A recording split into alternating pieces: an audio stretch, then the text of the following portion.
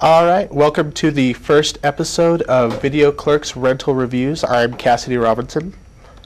And I'm Christopher. We're working at the local Hollywood Video.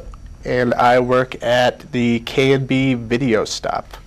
The first movie we're going to talk about today is Star Trek, directed by J.J. Abrams of Lost and Cloverfield fame. I like this movie quite a bit. I actually think it was one of the highlights of the summer as far as I'm concerned, which was kind of a slow summer for blockbusters. Basically, the movie starts out with a young Captain Kirk who's just starting on his voyage, his first voyage into space with the Enterprise, and along the way you get to learn how he met all of the famous characters such as Scotty and of course Spock and Sulu and all of those famous characters from the 60s television show. But unlike the 60s television show and unlike most of the earlier movies, this movie was not boring. I actually am not a Star Trek person. I was always a Star Wars kid, but this movie won me over. I think it had great action, great special effects, and J.J. Abrams is really well known for his use in dealing with characters, and that's what I really liked about this movie, was how strong the character development was. There's also a good sense of humor in this movie, unlike most of the Star Trek movies, which are very stoic and straightforward, and lots of science babble that's not real. This is mostly dealing with how the characters interact and what their first impressions of each other were, and that's why I really like this movie. However, I will say that towards the last third of the movie, once the plot starts to get explained, it gets a little confusing. We're dealing with time travel and alternate parallel universes and things like that.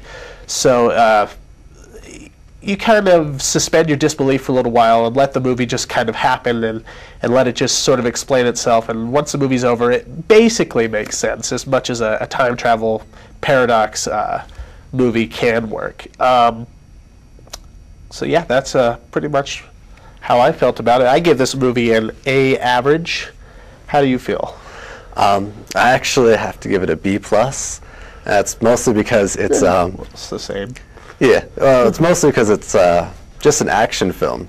I don't know. There's a lot of depth in it for maybe Star Trek people, but for the average viewer, it's pretty much an action film, which we all can relate to. I really do enjoy it, but it misses a lot of points that I like about movies. You don't really learn anything, or you're not. There's no. Yeah, there's no like overarching moral or anything like that. It's not trying to reinvent the wheel, I don't think. I think J.J. Abrams just really wanted to make a good summer popcorn flick, and as far as that genre goes, I think it hit it out of the ballpark. But actually, summer blockbuster. But as I said, I do enjoy more artsy films. So yeah, well, it's certainly not artistic in any kind of way, but yeah.